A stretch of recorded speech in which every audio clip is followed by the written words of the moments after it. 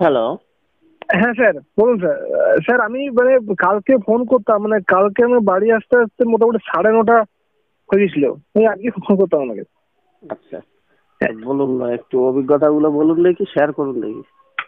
হ্যাঁ মানে আমাদের প্রথমে মানে যে সেকেন্ড ফেজে ভেরিফিকেশনের সময় আজকে মোটামুটি যেটা বুঝতে পারলাম 30টা আপনার আছে মোট টেবিল, বুঝলে, মানে 1 থেকে 15, 16 থেকে 30।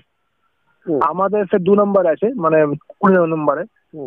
তো ওইখান থেকে ভেতরে গেলাম, ভেতরে আপনাকে মোটামুটি 2 ঘন্টার মতো বসতে হলো, 10:30 পর্যন্ত।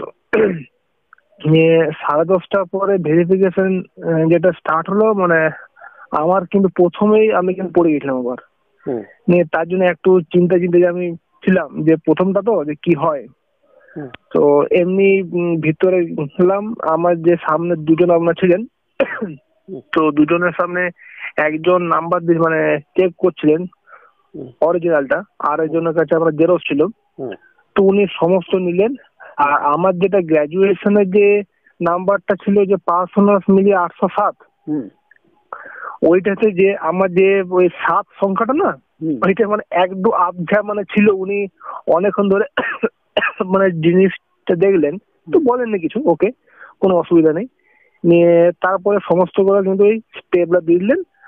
আর স্টেপলার দেওয়ার পর যে স্কুল ফাইনাল উচ্চ মাধ্যমিকের যে 10 নম্বর আছে, ওই দুটোতে আমরা টিক চিহ্ন দিল। গ্র্যাজুয়েশনে আমার আছে 18, ওইটাতে টিক চিহ্ন দিল। তারপরে বিএড এ আছে 10 নম্বরে টিক চিহ্ন দিল। নিয়ে টিক চিহ্ন পরে যে আমাকে যে এটা সিগনেচার করতে বললো, সিগনেচারের নিচে আমাকে ডেট ফেট সমস্ত দিয়ে দিতে বললো। এইটা আমার হয়েছে।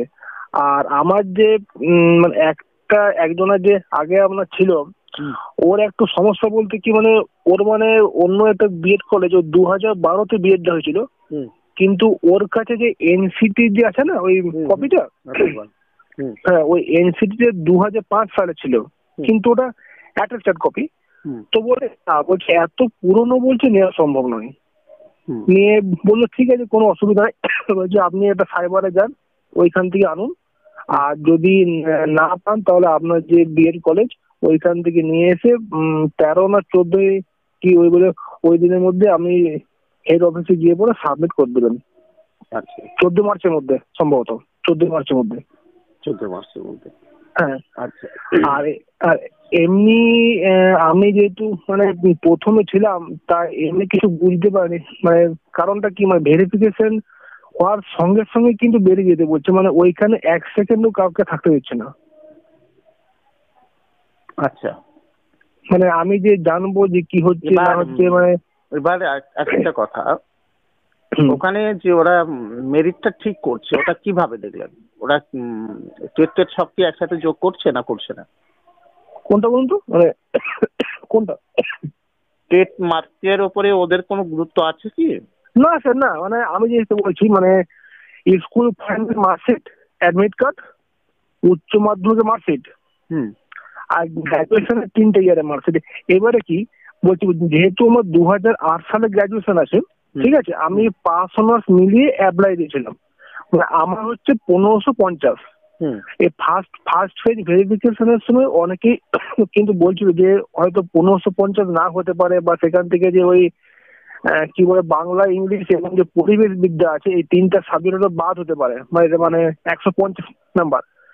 তো ওনারা কিন্তু এই সমস্ত কেউ কিন্তু দেখেননি কিছু, পরিষ্কার বলছি। মানে যেটা মার্কস ছিল 807, ওনারা ওইটা টোটাল ক্যালকুলেশন করলেন। আর যেটা বিএড এর যেটা আপনার সে মার্কশিট, আর যেটা সে বোর্ড লিভিং সার্টিফিকেট, আর সেই এনসিটির কপি, এই 3টে জিনিস নিল। আমার বিএডটা 2012 সালে। এবারে বললো যে এটা 2012 সাল ফার্স্ট ক্লাস। নিয়ে এই কথাটা বলে পরে ওই যে ওটা কিন্তু ফেরত দিয়ে দিল আবার। আর যেটা আবার বলছিল যে ওই বিএড এর মানে আমি কোন বিএড কলেজ থেকে পাস করেছি, ওইটার যেটা লিস্ট আছে বা ওরা বার করছে, এই ধরনের কিছু কিন্তু হয়নি। মানে এই পর্যন্ত কিন্তু আপাতত। আর যেটা তাহলে টেট মার্কসের উপরে কোনো গুরুত্ব দেয়নি ওরা? না স্যার, টেট মার্কস বা যে অ্যাডমিট কার্ড এই সম্পর্কে কোনো গুরুত্ব নেই, আর 2015 ফর্মটারও কোনো গুরুত্ব নেই। এনসিটির কোনটা চাইছে? এনসিটির আপনার অ্যাপ্রুভালটাই মেন, তাই তো? হ্যাঁ, ওই যে এনসিটি নেই না, মানে ওই আরটিআই বলতে কি কোনটা বলছে, মানে আমার বিএড কলেজটা কিভাবে আছে, মানে কোন সংখ্যাতে নাম্বারে রেটটা কি বলছেন ওটা? আপনি তো বাইরে থেকে করেননি না? না না না, তাহলে ঠিক আছে, অসুবিধা নেই। যারা বাইরের স্টেট থেকে করেছে তাদের ক্ষেত্রে আর কি।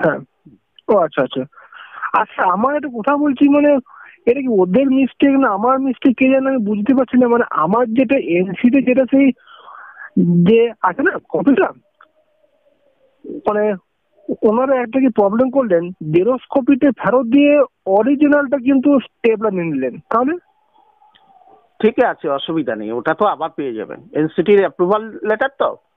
হ্যাঁ হ্যাঁ হ্যাঁ হ্যাঁ, ওতে অসুবিধা নেই, হবে না না কিছু?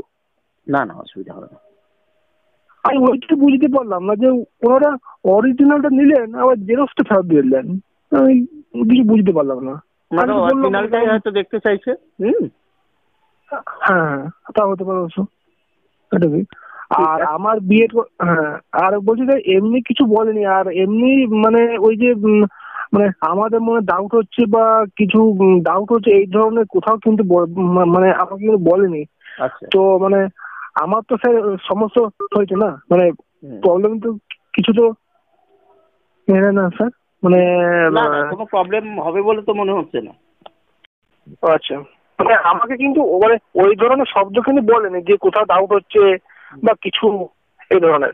আচ্ছা আচ্ছা, একটু মানে চিন্তার মধ্যে ছিলাম একটু। আর নিজের মতো নিজের প্রস্তুতিটা নিতে থাকুন। হ্যাঁ।